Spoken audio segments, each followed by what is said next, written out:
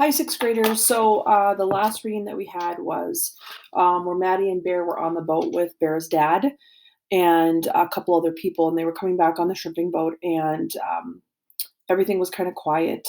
And Maddie, of course, had seen these couple mermaids, and this feeling of something bad is going to happen came over her. And quiet Bear sits beside me. He's patient. I did see a shadow, Maddie, and that must mean something. Yes, Bear. But my dream stays with me. Something bad will happen. The next chapter is called Absence. The Gulf of Mexico is so beautiful. It swishes with white-tipped waves, and Bailey climbs into a motorboat that taxis him away toward the rig, farther and farther out to sea. Bailey looks smaller and smaller as the motorboat bounces, slices, and cuts through salt water. Bear climbs a tree and waves. Grand-mère walks home. I keep watch long after I can't see the boat, searching the horizon for new signs. Being brave is hard. New things happen all the time, like coming to the bayou, meeting Grand-mère and Bear, swimming with Mommy Wata. Will I be brave enough to make it through to my story's end? 3 nights pass. Nothing happens. Beside me on the porch, Bear snores. Inside the cottage, Grand-mère sleeps. I hope she's having happy dreams. I can't sleep. The wood slats are too hard. A mosquito bites. My mind won't rest. I keep dreaming of darkness covering water. A walk round a sweet pea shed. She's sleeping, her pointy beak and head tucked beneath her wing. She's warm in eggs. Sweet pea is going to be a mama. The half moon is more yellow than white tonight, and it doesn't look right. I sniff. And instead of smelling of life tonight, the bayou smells sour. Like dead fish. I hug my knees. Heartache comes in threes, even if it's mermaids. A bird with a crooked wing means sorrow. Old Jake's bird was broken and crooked. I bite my nails. If I were home, I'd be reading a book, hiding from my sisters, or maybe I'd be helping Ma cook gumbo. Sweet Pea opens her eyes and she's telling me to rest. Night, Sweet Pea. I can't wait to see your chicks. And I turn slow. Bushes and leaves make long, crooked shadows, and when I listen hard, the bayou is filled with chirps, cracklings, and stirrings of small creatures. To my left, a rabbit hops, its head tilting left, then right, its teeth munch grass.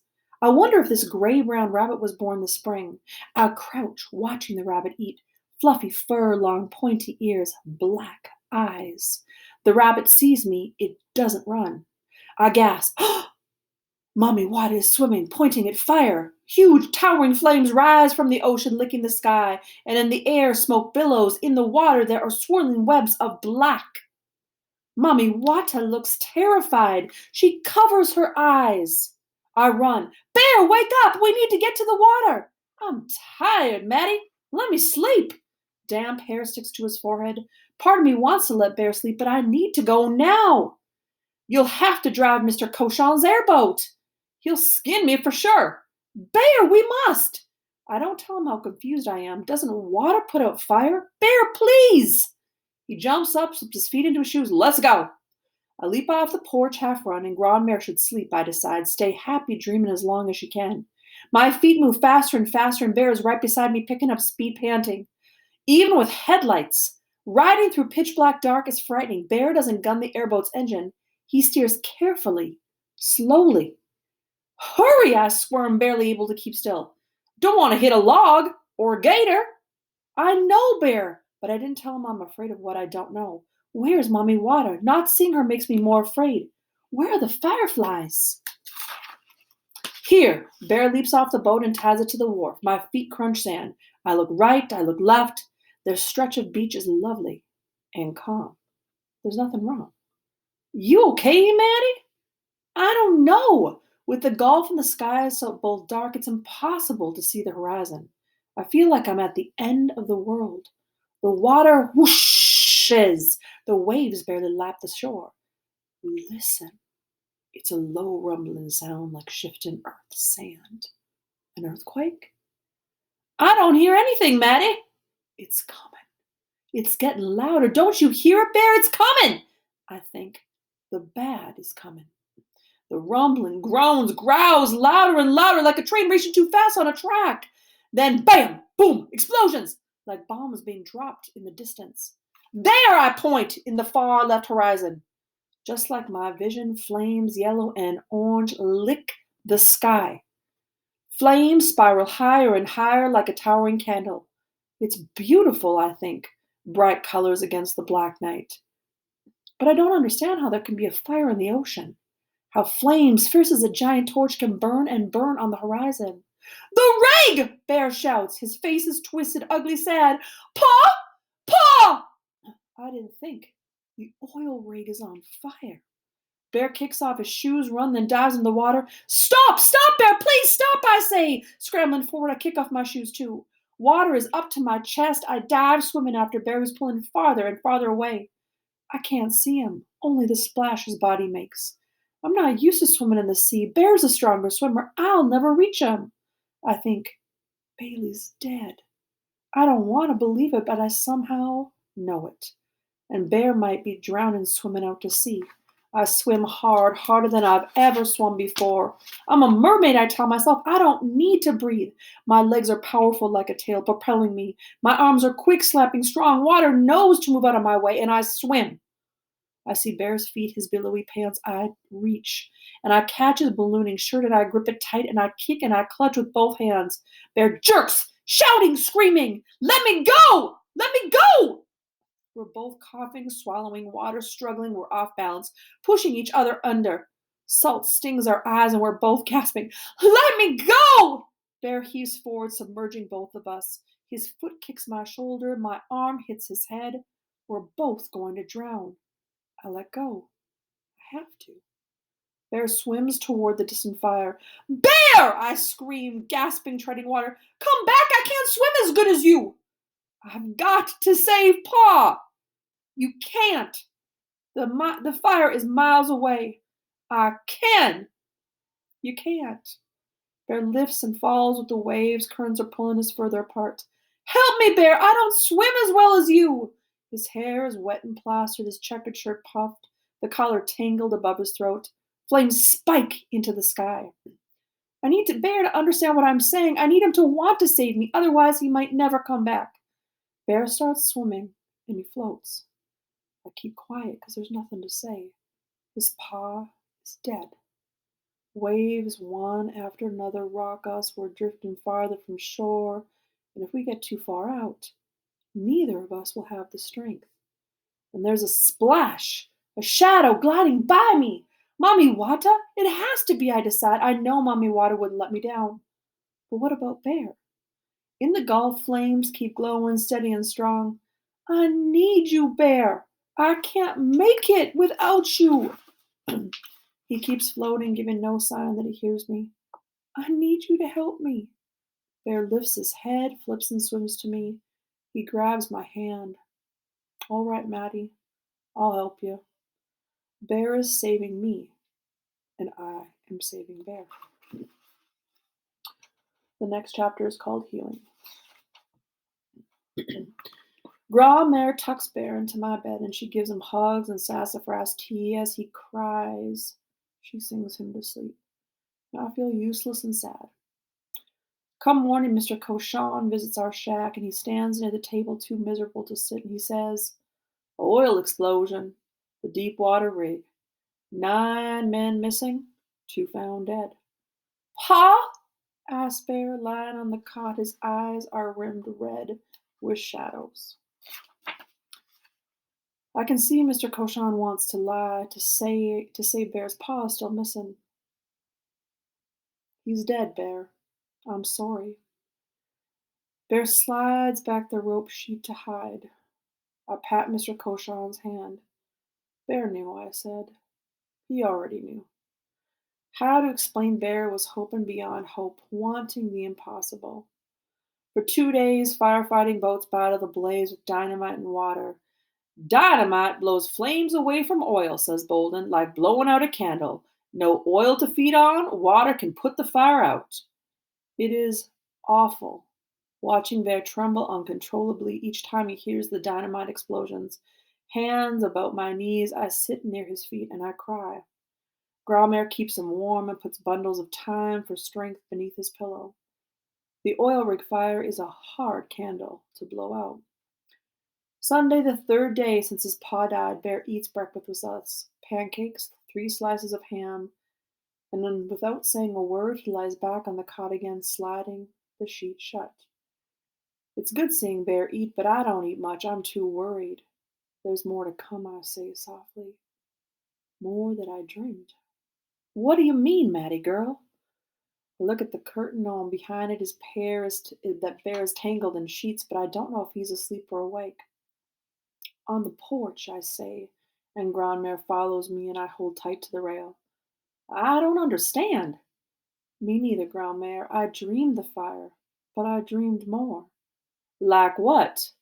Spiders spitting, spinning oil, a black line growing bigger and bigger, covering the gulf. It isn't over, Grandmere. It's not the end. Grandmere strokes my cheek. Sometimes you just have to bear the hard times. I don't want to hear it, I think. I want all the unhappiness to go away. I didn't know Bear's pa was going to die, I blurt. Sometimes dreams' visions don't show all there is to know. Too many mysteries, Grandmere. You puzzle it out, won't you, Matty? Grandmere is worn out, her shoulders slump. She's worried, grieving too. I will, I say. I walk south and the air isn't fresh anymore. Gusts of wind bring smells of burnt, simmering crude oil. Black specks float in the air. I don't want to see the Gulf. My head hurts. What is going to happen? Hey, Matty, help me cook. Hey, Mr. Cochon. His cheer makes me smile. What you cooking? Whatever you want. Keep me and you busy. Maybe get Bear to eat. He's had pancakes, ham. Good for Bear. Gotta keep his strength up. What else is Bear like? Redfish with salt, a little pepper, onions, and rosemary. Let's go fish, Matty. I'll take you in my airboat. Mr. Cochon doesn't adventure as well as Bear. He likes to fiddle, he likes to have the tackle, the fishing poles, the Coleman cooler just so. He drives the airboat put slow, not fast and rollicking like Bear. It's past noon when we reach his favorite fishing spot far north, near the Gulf waters. I pinch the bug onto the hook. Thank you, bug. Drop my line over the side. Mr. Cochon does the same, and we sit and we wait and say nothing. And that's the best way to fish. Breathing, watching my line sway, I start to feel better. Maybe Bear can live with Grandmere. Maybe with my family in New Orleans. No, Bear wouldn't like that. He'd be too cooped up in a city without wild animals, wild bushes, and trees. What's that, Mr. Cochon? A bunch of mud. It's moving. Mr. Cochon steers next to the submerged log in the wiggling mud. My word, it's a pelican. He cuts the engine. One hand holding tight to the steering wheel, he leans sideways, his thick hand scooping the bird. Here, it's slippery.